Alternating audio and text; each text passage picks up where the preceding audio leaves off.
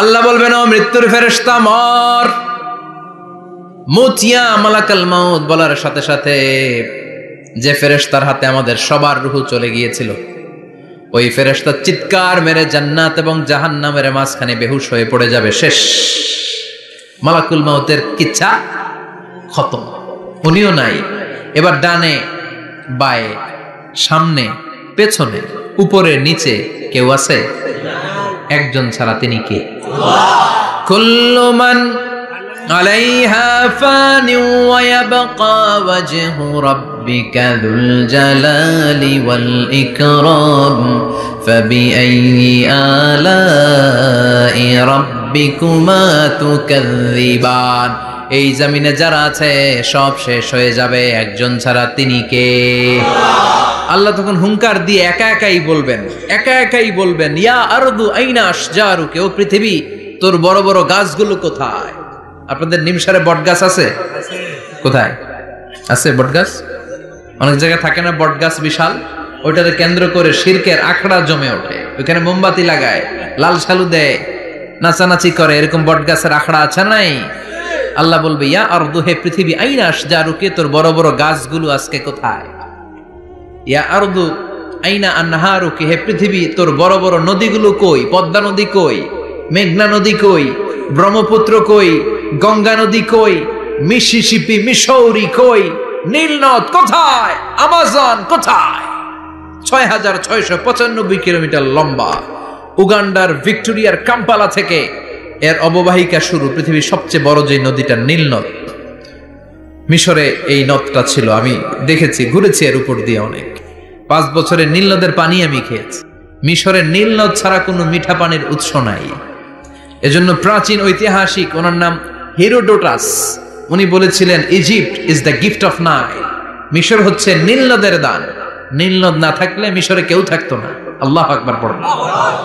2টা নদী সিদরাতুল মুনতাহা থেকে জান্নাতের কানেকশন নিয়ে পৃথিবীতে এসেছে। একটা হচ্ছে ইরাকের দজলা ফোরাত নদী, আর একটা হচ্ছে মিশরের নীল নদী। সুবহানাল্লাহ পড়বেন না? 5 বছর আমি এই নীল নদের পানি খেয়েছি যখন মিশরে ছিলাম। সরাসরি না, মিশরীয় সরকার পাইপলাইন দিয়ে এই পানিকে রিফাইনিং করে জনগণের জন্য পৌঁছে দেয়। এই নীল নদের নিচ দিয়ে মিশরের মেট্রো লাইন আছে, মানে ট্রেন, এটাকে বলে পাতাল ট্রেন। কি বলে?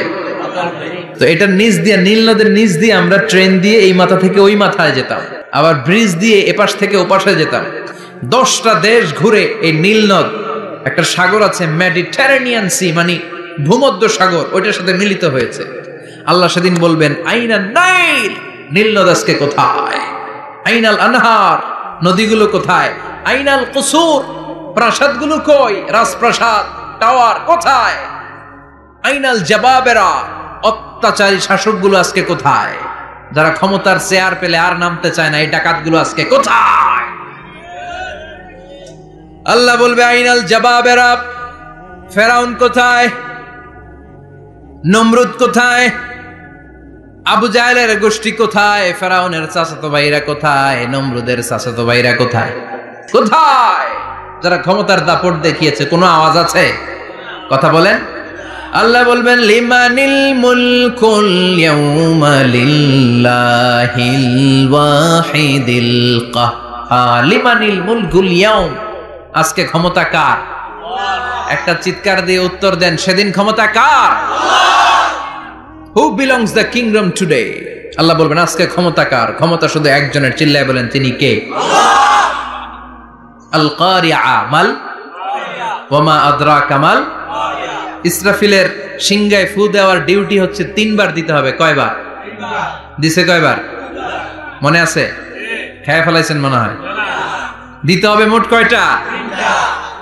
দিয়েছে কয়টা? বাকি আছে ওটা দেয়া লাগবে না? আল্লাহ ইসরাফিলকে রুহু দিয়ে আবার দাঁড় করায় দিবেন। সুবহানাল্লাহ পড়ে। সবার আগে ইসরাফিলকে রুহু দিয়ে দাঁড় করিয়ে দিলে উনি ওনার ডিউটি পালনের জন্য আবার সিংহার মাঝখানে ঠোঁট লাগিয়ে তাকিয়ে থাকবে আরশের দিকে। আল্লাহ বলবে, ইসরাফিল, এবার 3 নাম্বার ফু দিয়া ডিউটি শেষ কর। সুবহানাল্লাহ। বাড়িতে গিয়া আল্লাহ বলবেন, 3 নাম্বার ফুৎকার দে। বলার সাথে সাথে ইসরাফিল সিংহাটা 2 ঠোঁটের মাঝখানে দিয়ে বিশাল আর একটা ফুৎকার দিবে। ওই ফুৎকার দেওয়ার সাথে সাথে মিনহা খলাকনাকুম ওয়া ফিহা নুঈদুকুম ওয়া মিনহা নুখরিজুকুম তারাতান উখরা। ওই ফু দেওয়ার সাথে সাথে পৃথিবীর যেখানে যত মানুষ ছিল সব উঠবে। যাদেরকে স্বাভাবিকভাবে কবর দিয়ে কবরস্থানে রাখা হয়েছিল কবর থেকে উঠবে। যারা বিমান দুর্ঘটনায় মারা গিয়েছে ওই ছাইগুলো থেকে উঠবে। যারা সাগরের মধ্যে মারা গিয়েছে সেখান থেকে উঠবে। যাদেরকে তিমি মাছ খেয়ে ফেলেছিল ওখান থেকে উঠবে। যে যেখানে ছিল ওইখান থেকে উঠবে। সুবহানাল্লাহ। লক্ষ লক্ষ মানুষ উঠে বলবে আমাদের ঘুম ভাঙাইলো কে? কি বলবে? ওরা বলবে আমাদের ঘুম ভাঙালো কে? قالوا من بعثنا من مرقدنا هذا ما وعد الرحمن وصدق المرسلون। সব দাঁড়াবে, দাঁড়িয়ে বলবে ঘুম ভাঙালো কে? সবচেয়ে লম্বা ঘুম দিয়েছিল সৈয়দনা আদম আলাইহিস সালামের ছেলে হাবিল, যাকে হত্যা করেছে জানেন না আপনারা? হাবিল হচ্ছে পৃথিবীর প্রথম নিহত মানব। প্রথম নিহত মানব। তার কবরের জিন্দেগিটা অনেক লম্বা। ওই কত হাজার শত হাজার লক্ষ বছর আগে যে উনি কবরে শুয়ে আছেন আজও শুয়েই আছেন। কিয়ামতের ওই 3 নাম্বার ফুৎকার দেওয়ার সাথে সাথে উনি উঠবে। উঠে বলবে মান বা'আসানা মিন মারকাদিনা হাদা। কে ভাঙালো আমার ঘুম? কে ভাঙাইছে? আল্লাহ। মরার কুকিলে কে ভাঙাইছে? আল্লাহ। আল্লাহ ঘুম ভাঙিয়েছে। ফেরেশতারা বলবে হাদা মা ওয়াদার রহমান। আজকে হলো ওই দিন যে দিনের প্রতিশ্রুতি রহমান দিয়েছিল, আল্লাহ দিয়েছিল। এই দিনের প্রতিশ্রুতি আর নবীরা এই দিনের কথা বর্ণনা করেছে। আজকে হবে আসল দিন, ফাইনাল খেলার দিন। কোন খেলা? ওই দিন হবে ফাইনাল খেলা। কি খেলা? ফেরেশতারা বলবে দুনিয়ার বুকে যেই বিচারগুলো পাও নাই আজকে এই বিচারগুলো করে ছাড়বে কে? যেই ধর্ষণের বিচার বাংলার জমিনে হয় নাই ওই ধর্ষণের বিচার ওই দিন আছে না নাই? আছে। অনেককে গুম করা হয়েছে, ক্রস ফায়ার করা হয়েছে, এগুলোর বিচার আছে না নাই? আছে। কত মানুষ নলার ভেতর থেকে ডোবার ভেতর থেকে ফুল এরকম মোটা হয়ে গেছে। হাত দুইটা বাঁধা আমি দেখলাম। হাত বাঁধা, চোখ বাঁধা, মুখ বাঁধা, দেহটা ফুলে 3 জনের সমান। কে মেরেছে কেউ জানে না। এগুলোর বিচার আছে না নাই? আছে। ওই দিনটা হলো ফাইনাল খেলার দিন। কি খেলা? Final. The final game will be held that day, the day of resurrection, the day of Qiyamah, the day of Al-Qariya. Mal আমা আদরাকা মাল। সব দাঁড়িয়ে যাবে। বিষ্ণু বললেন হুফাতান উরাতান মুশাতান গুরলা। সবাই দাঁড়াবে। কারো গায়ে জামা নাই, কারো পায়ে জুতা নাই, কারো পেটে খানা নাই, খালি আছে মুখে চিৎকার। মুখে কি? ওই দিনটায় যে আপনি উপস্থিত হবেন বিশ্বাস করতেছেন? একটু ফিল করেন যে আপনি you the individual have to go that day. আপনাকে যেতে হবে ওই দিন। আমাকে যেতে হবে, আমিও থাকবো, আপনিও থাকবেন। পৃথিবীর সব মানুষগুলো থাকবো উলঙ্গ, naked, গায়ে জামা নাই, পেটে খানা নাই, তৃষ্ণার্ত, ক্লান্ত, শ্রান্ত, ঘর্মাক্ত, পেরেশান। সূর্যটা মাথার কাছে চলে আসবে সেদিন। ফিল করতেছেন তো? চিন্তা করতেছেন যে ওই দিনটার সম্মুখীন আমরা হতে যাচ্ছি। ইমানদার বলে যদি দাবি করেন ওই দিনটার ভয় অন্তরে থাকার দরকার আছে না নাই? আছে। সূর্যটা মাথার কাছে চলে আসবে। কই যাব আমরা? যাব কই? কে বাঁচাবে আমাদের? কই যাব এত মানুষ আমরা সেদিন? সূর্যটা মাথার কাছে চলে আসবে ভাই সেদিন। সূর্যের প্রচন্ড তাপে মাথার মগজগুলো ভাতের মাড়ের মতো গলে গলে নাকের ছিদ্র আর কানের ছিদ্র দিয়ে বেয়ে বেয়ে পড়বে। জিহ্বাটা তৃষ্ণায় বেরোতে বেরোতে নাভি পর্যন্ত এসে ঝুলে থাকবে কুকুরের মতো। ক্লান্ত, শ্রান্ত, ঘর্মাক্ত, পেরেশান, বাঁচানোর কেউ নাই। মায়েশা জিজ্ঞেস করলেন ইয়া রাসূলুল্লাহ, don't they feel any shy? Nobody belong any garment in their body, no dress in their body. তাদের দেহে কোনো ড্রেস নাই, পোশাক নাই। নবী রে, এতগুলো মানুষ উলঙ্গ, লজ্জা লাগবে না? বিশ্বনবী বললেন আয়েশা তুমি লজ্জার চিন্তা করো। সেদিন বাবা ছেলেরে দেখে দৌড়ে পালাবে, মা তার মেয়েকে দেখে দৌড়ে পালাবে। সেদিন পীর সাহেব মুরিদের পরিচয় দিবে না, মুরিদ পীর সাহেবরে চিনবে না, নেতা কর্মীরে চিনবে না। কর্মী নেতারে চিনবে না, বাবা তার কলিজার টুকরা ছেলেরে চিনবে না। একটু মিলায় নেন নিজের সাথে। যাদের ছোট্ট ছেলে মেয়ে আছে চিন্তা করেন যে আমার মেয়েটারে দেখে আমি চিনবো না, ধাক্কা মেরে আমি আরেক দিকে চলে যাব। প্রিয়তমা স্ত্রীকে আমি চিনবো না, যে স্ত্রীর সাথে এত ভালোবাসাবাসি, স্ত্রীকে দেখে আমি পরিচয় দিব না, চিনবো না। স্ত্রী আমারে চিনবে না, ভাই ভাইরে চিনবে না, বন্ধু বন্ধুরে চিনবে না, ইমাম সাহেব মুসল্লি চিনবে না, মুসল্লি ইমাম সাহেব চিনবে না, পীর মুরিদরে চিনবে না, মুরিদ পীররে চিনবে না, কেউ কাউরে চিনবে না। ও আয়েশা, দিনটা এত ভয়ঙ্কর হবে, বাঁচাও বাঁচাও, ইয়া নফসি বলে একবার ওই বিপদের দিনে মানুষ যে আকাশের দিকে এরকম তাকাবে, কার গায়ে জামা আছে কার গায়ে জামা নাই, ওই কথা মুহূর্তের মধ্যে ভুলে যাবে রে আয়েশা। ওই চিন্তাই তো আসবে না, জামার চিন্তা তো অনেক পরে। কথা কন। এক লোক ডায়রিয়া হয়েছে বলে কাঁদে। কি হয়েছে? ডায়রিয়া। অথবা জ্বর হয়েছে এজন্য কাঁদে। ওনার কিন্তু ক্যান্সারও হয়েছে, এটা জানে না। যখন আপনি বুঝাই দিবেন যে তোমার তো ক্যান্সার হয়েছে, যে ডায়রিয়া হয়েছে এটা ভুলেই যাবে। কথা কন। এতক্ষণ ডায়রিয়ার ব্যথায় কেঁদেছে, এতক্ষণ জ্বরের কারণে কেঁদেছে, এতক্ষণ হাঁপানির ব্যারামে কেঁদেছে, কিন্তু ওই লোকটার ক্যান্সারের রোগও ছিল। কিছুক্ষণ পরে আপনি বুঝাই দিলেন তুমি ক্যান্সারে আক্রান্ত একজন মরণ পথের যাত্রী। যখন ক্যান্সারের কথা সে জেনেছে, ওর যে ডায়রিয়া হয়েছিল ভুলেই গেছে। সুবহানাল্লাহ কইবেন না? আল্লাহু আকবার। কি ভয়ঙ্কর দিন হবে সেটা। কান সফসফা, লেভেল প্লেইং ফিল্ড, লা তারা ফিহা ইওয়াজা ওয়ালা আমতা। উঁচু নিচু নাই, কেউ কারো পরিচয় দিবে না। সেদিন হবে ফাইনাল খেলা। কি খেলা? চিল্লায় বলেন, আরো জোরে বলেন।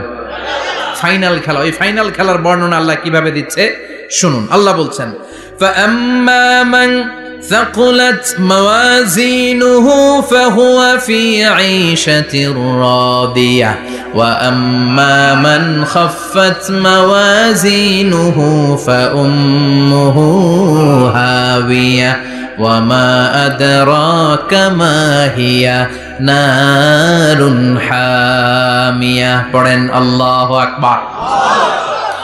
আল্লাহ বলেন, ফাআম্মা মান সাকুলাত মাওয়াজিনু, সেদিন যার মিজানের পাল্লা ভারী হয়ে যাবে, নেকের পাল্লা ভারী হয়ে যাবে, ফাহুয়া ফি আইশাতির রাদিয়া, ওই লোকটা আনন্দে থাকবে।